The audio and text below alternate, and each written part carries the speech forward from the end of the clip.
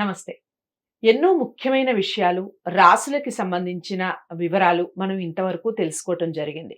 నేను ప్రతి నెలలో రాశి ఫలితాల ద్వారా మీకు సుపరిచితురాలిని. చాలా విషయాలు అటు పండగలకి సంబంధించి ఇలాంటివి చాలా వీడియోస్ నేను చేస్తూ ఉంటాను. మొన్నటి వరకు మనకి పొలిటికల్ హీట్ ఉండింది. పొలిటికల్ ఆస్ట్రాలజీ గురించి కూడా మాట్లాడుకోవడం జరిగింది. అయితే మనకి నక్షత్రాలు ఎన్ని? ఆ నక్షత్రాల్లో ఏ నక్షత్రం వారికి ఏ విధంగా ఉంటుంది?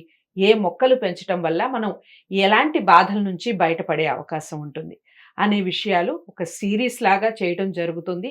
ప్రతి నక్షత్రానికి సంబంధించిన వివరాలు చాలా క్లారిటీగా చెప్పడం జరుగుతుంది రఘుప్రియ గారు. మనందరికీ సుపరిచితురాలు, ప్రముఖ ఆస్ట్రాలజిస్ట్, అలాగే సైకాలజిస్ట్. సో తను ప్రతి నక్షత్రం గురించి వివరణ ఇస్తూ ఉంటారు.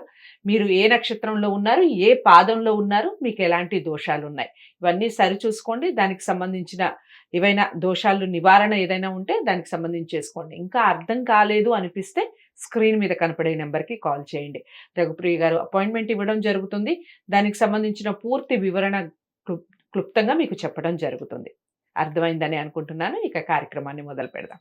నమస్కారం. నమస్తే. నెక్స్ట్ నక్షత్రం ఏమిటి? తదుపరి జ్యేష్ఠ నక్షత్రం. వీళ్ళ లక్షణాలు ఎలా ఉంటాయంటే, మిత్రులను కలిగి ఉంటారు. చాలా మందికి, కొంతమందికి చాలా మంది ఫ్రెండ్స్ ఉంటారు. ఊరికే ఫ్రెండ్స్ అయిపోతుంటారు. అంటే వీళ్ళని చూస్తే ఫ్రెండ్షిప్ చేయాలని అనిపిస్తుంటుంది.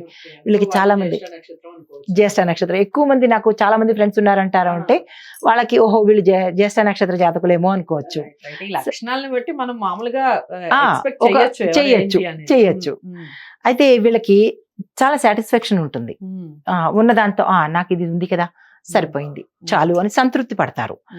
అయితే కోపం ఉంటుంది వీళ్ళకి. ఒకసారి కోపం వచ్చింది అంటే కనుక దాన్ని చాలా రోజుల వరకు మెయింటైన్ చేస్తూ ఉంటారు. ఆ కోపం అనేది రాకుండా చూసుకోవాలి. మిత్రులైతే మిత్రులు, ఇంట్లో వాళ్ళైతే ఇంట్లో వాళ్ళు. వచ్చింది అంటే ఓ పట్టాన తగ్గదనమాట. సో ఇది వీళ్ళ లక్షణాలు.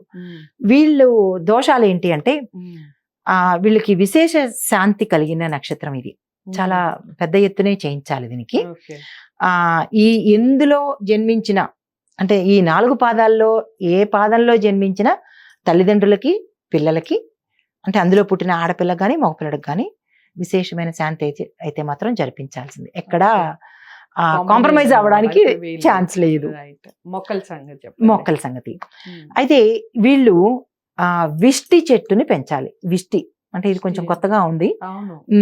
విష్టి చెట్టు చూడలేదు, ఎలా ఉంటుందో కూడా తెలీదు. విష్టి అని ప్రత్యేకంగా చెప్పడం జరిగింది. విష్టి చెట్టుని మాత్రం వీళ్ళు పెంచాలి. దీనివల్ల ఏంటంటే కాళ్ళకి చేతులకి సంబంధించి కొంతమందికి మోకాళ్ళ నొప్పులు, నెక్స్ట్ ఇంకా కాళ్ళకి సంబంధించి మోకాళ్ళు అరిగిపోవడము, కాళ్ళల్లో బలం లేకపోవడము, ఊరికే చేతులు కాళ్ళు లాగేయడము, ఈ కాళ్ళకి చేతులకి సంబంధించిన సమస్యలు రాకుండా ఉంటాయి. తర్వాత వాతపు నొప్పులు చలికాలంలో కానీ, కొంతమందికి చలికాలంలో వస్తాయి, వీళ్ళకి ఎప్పుడూ ఉంటుంటాయి.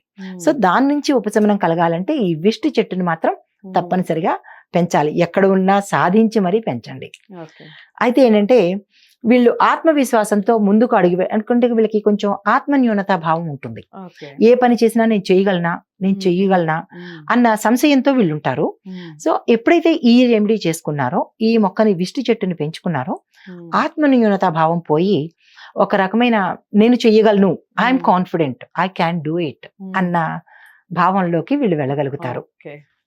సో అదనమాట సంగతి. మొత్తం చెట్టు ఒకటి పెంచుకుంటే చాలు, హ్యాపీగా చేసేస్తారు, చేయగలుగుతారు. అన్ని చేయగలిగే కాన్ఫిడెన్స్ వస్తుంది.